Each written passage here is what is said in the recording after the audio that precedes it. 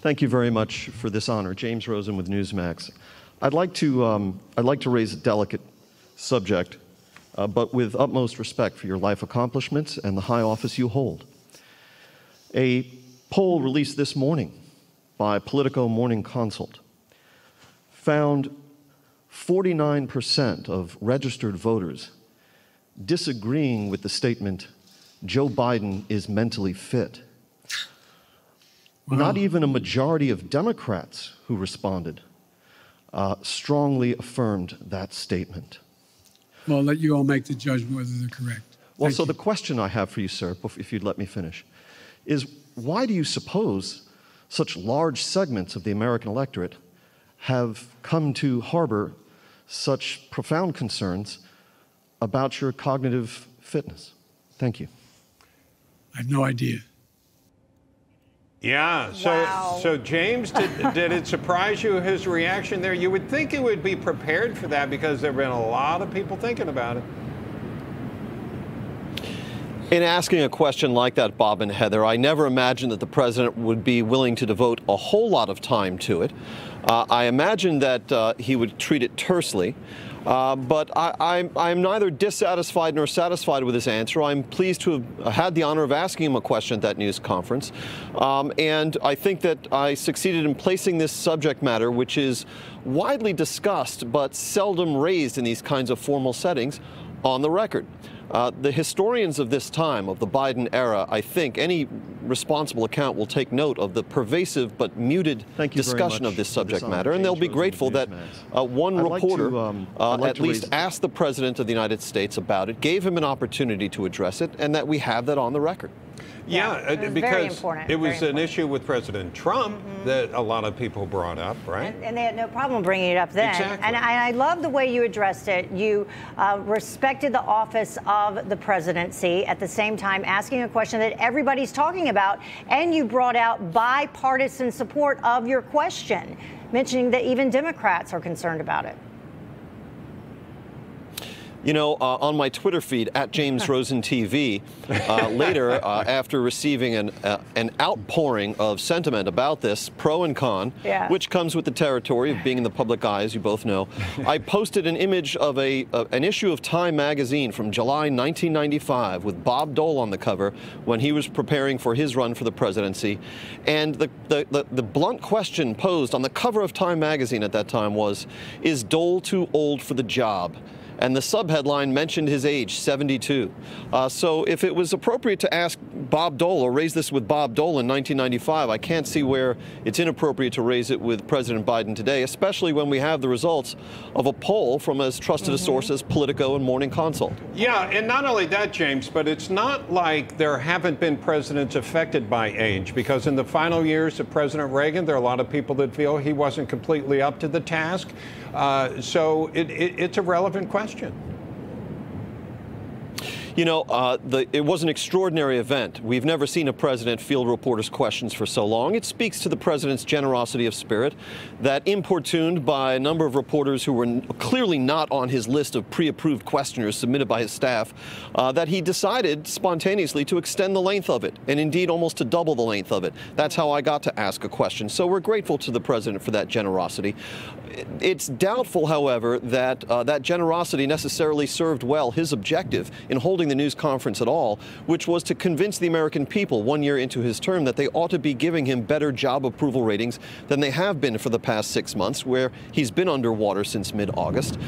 His answers at various times were striking, particularly on the subject of Russia and Ukraine, where he mused aloud that he guesses that Vladimir Putin will launch an invasion, where he seemed to distinguish amongst the kinds of consequences the Russian Federation would face if it launches an invasion between a minor incursion and a more serious operation, to the point where, as you noted at the beginning of the broadcast, that the White House press secretary, Jen Psaki, had to issue a statement of clarification on this subject shortly after the news conference. So extraordinary and not altogether salutary for the president's own objectives. Okay. Thank you. We'll get out a dictionary later on, look up salutary, and get back with you. James, thank you very much. And later in the program, folks, we're going to take a look at some examples of the media's treatment of former President Trump. You know, we were just talking about there was an issue with them, right? Right. And so on the same issue, so you don't want to miss that. Yeah, I thought James was very gracious there, complimenting President Biden. And he did take questions for 2 hours, but this is one of the only times it's been so infrequent for President Biden to take questions, non-scripted questions, questions he didn't know were coming. And it doesn't always serve him well, because over time especially. We see why. Yeah. Well, joining us now to discuss a little bit more about all this is Pennsylvania Congressman and member of the House Oversight and Reform Committee, Congressman Fred Keller, a friend of the show. Congressman Keller, thank you so much for joining us. I'm not sure if you could hear a little bit of what we were just discussing there with James Rosen, but what were your initial thoughts about President Biden's press conference yesterday? Well, we heard him speak for almost 2 hours, and while he covered a lot of ground, it seemed like he wasn't prepared for some of the answers, but he was trying to talk about a successful year, and quite frankly, success to me would be maintaining energy independence, continuing to secure our southern border to make sure that we don't have people that are on a terror watch list coming across, making sure that we don't have drugs coming across our southern border, getting people back to work, getting our kids back into school, and making sure the world understands that we're not going to put up with the kind of behavior that we're seeing out of Russia and that we're seeing out of China. Yeah. By the way, the president took a moment out of his presser to call out the Republican Party. Listen to this. I did not anticipate that there'd be such a stalwart effort to make sure that the most important thing was that President Biden didn't get anything done. Think about this. What are Republicans for? What are they for? Name me one thing they're for. So, Congressman, what are they for? Is that a fair criticism of Republicans, or is he missing what their message is? Well, I would say this. What Republicans are for, we're for supporting our God-given rights under our Constitution. We're for a strong southern border. We're for funding our military. We're for energy independence. We're for people being able to earn a living and open their business. We're for kids getting back in school and being able to have the opportunity to learn. We're for all these things. Our basis isn't against anything.